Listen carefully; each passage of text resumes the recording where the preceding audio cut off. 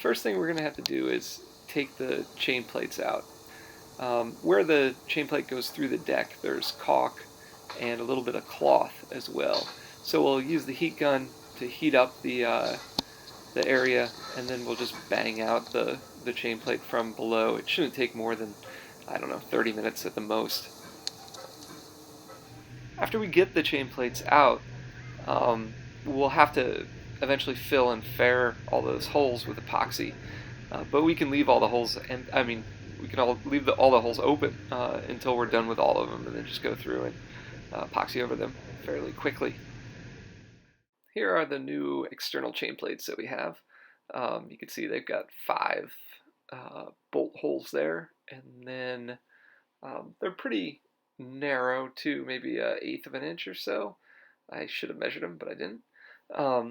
And then up here at the top, we've got the holes for the clevis pins for the toggles. And I'm going to have to get those in milled because I had, the holes are, I think, 5/16, but we have 3/8 inch clevis pins. And then also we're going to have to get the bolt holes drilled round. No, neither of those things should be a problem. I can find a metal shop. In fact, I will find a metal shop. So here we are outside the boat where the chain plate's going to attach or sit along the hull there. So we're going to lay it against the hull and behind the rub rail. I think we'll have to cut out a piece of that.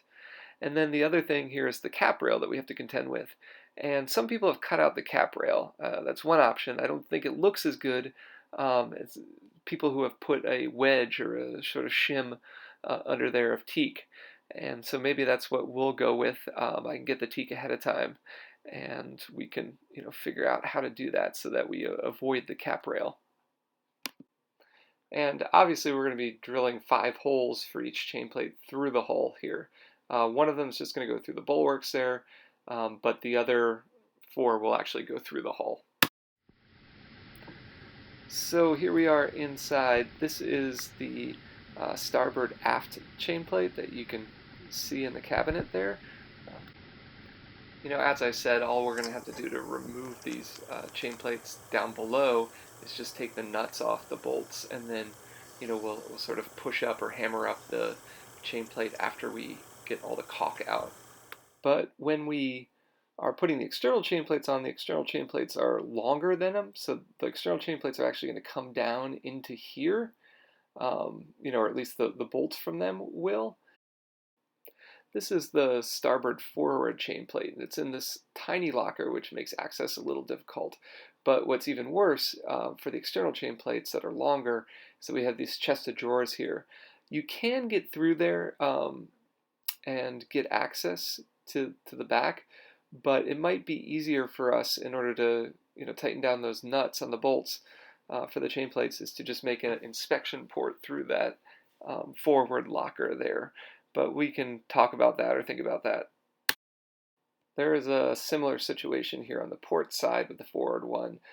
Here we are in the head, in the cabinet in the head, and in order to get access to the bottom nuts or bolts for the external chain plates, we're going to either have to go through there, that locker, or we're going to have to make another inspection port where that duct tape is. So there's already a bit of a hole, as you can imagine there.